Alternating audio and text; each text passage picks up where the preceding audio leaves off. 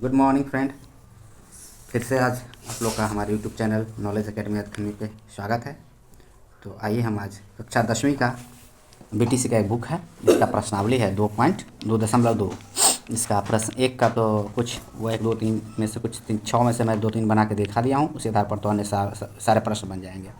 तो इसी तरह से आज आते हैं हम प्रश्न 2 में।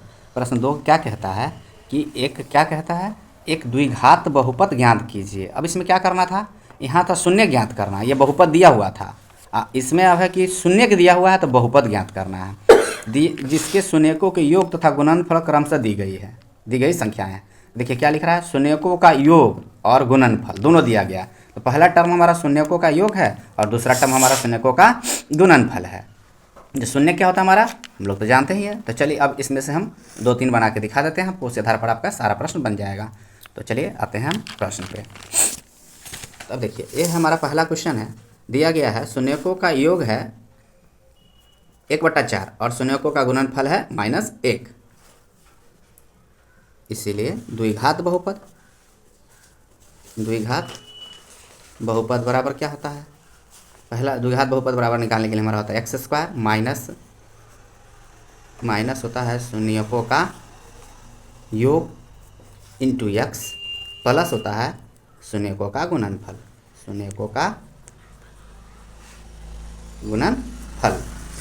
अब हमारा देखिए पहला टर्म x² कुछ नहीं तो x² माइनस लगा देंगे। शून्यकों का योग यहाँ दिया हुआ है 1/4, तो 1/4 इंटू एक्स, ये x यहाँ गया, ये प्लस शून्यकों का गुणनफल क्या है -1, तो -1। इसको सॉल्व कर देंगे तो हो जाएगा हमारा x², इसमें गुना कर देंगे तो हो जाएगा, इसमें गुना करेंगे तो x और ये माइनस, तो -x/4, इसमें गुना कर देंगे तो -1।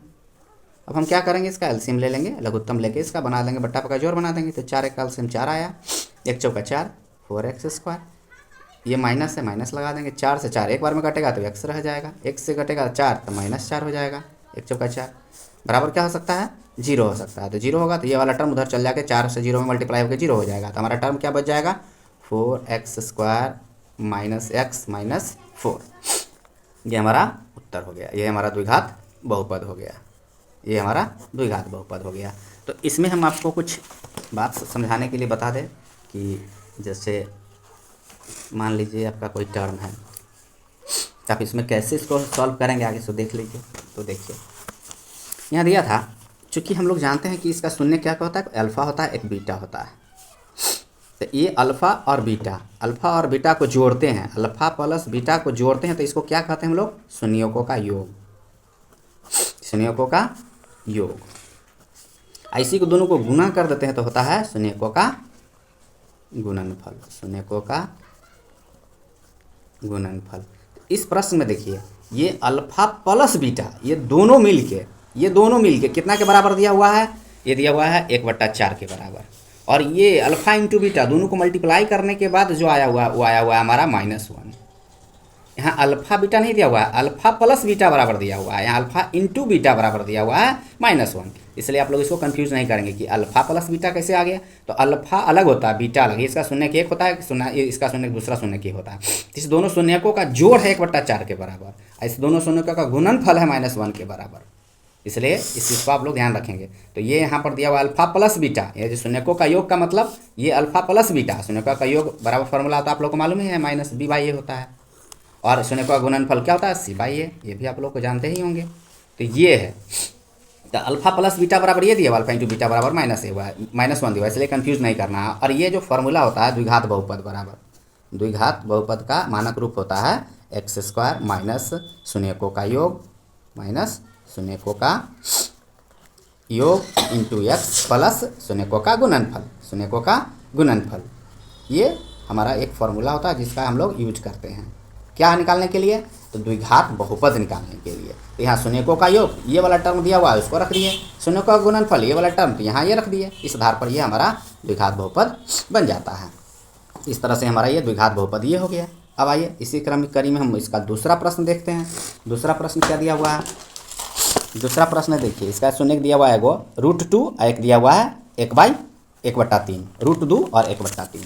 क्या क्या दिया हुआ है, √2, 1/3। अब यहाँ लिखिए फिर हल में फिर लिखेंगे द्विघात बहुपद बराबर, फिर वही फार्मूला लिखेंगे द्विघात बहुपद बराबर फार्मूला सेम लिखेंगे एक्स स्क्वायर माइनस शून्यकों का योग मतलब अल्फा प्लस बीटा हम लोग लिखते हैं, इसको शॉर्ट में ऐसे भी लिख सकते हैं, माइनस अल्फा इंटू बीटा मतलब शून्यकों का गुणनफल, ये हमारा हो गया।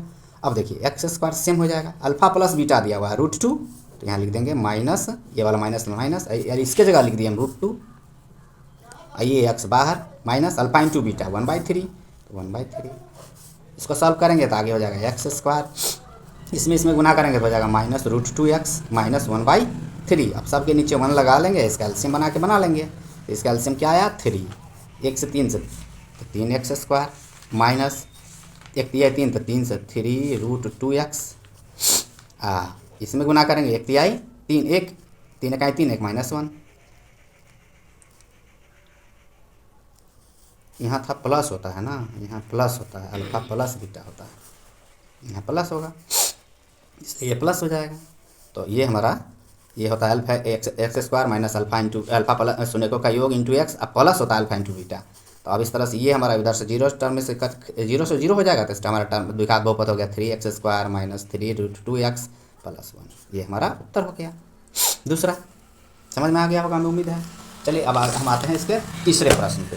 तो इसका तीसरा प्रश्न क्या हमारा देखिए ज़रा, तीसरा 0 और √5 है, 0 और √5 है। तो देखिए 0 और √5, तीसरा हमारा है 0 और √5। तो यहाँ फिर हल में लिखेंगे हल, फिर उसी तरह से द्विघात बहुपद बराबर, द्विघात बहुपद बराबर होता है, फिर फार्मूला वही लिखेंगे x square minus alpha plus beta x minus alpha plus beta x plus alpha into beta, बस।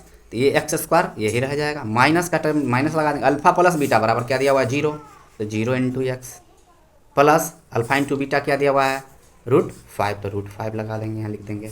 इसको सॉल्व कर देंगे तो एक्स स्क्वायर, इसमें गुना करेंगे तो 0, ये वाला टर्म गायब हो जाएगा, तो प्लस हो जाएगा हमारा √5। ये हमारा आंसर हो गया। ये वाला टर्म 0 है इंटू एक्स, तो ये वाला टर्म 0 हो गया, तो ये वाला टर्म हमारा गायब भी हो जाएगा, तो एक्स स्क्वायर प्लस √5 ये हमारा द्विघात बहुपद हो गया। इस तरह से अब अगला क्वेश्चन हम देख रहे हैं। तो अगला क्वेश्चन है हमारा चौथा, 1 and 1 है।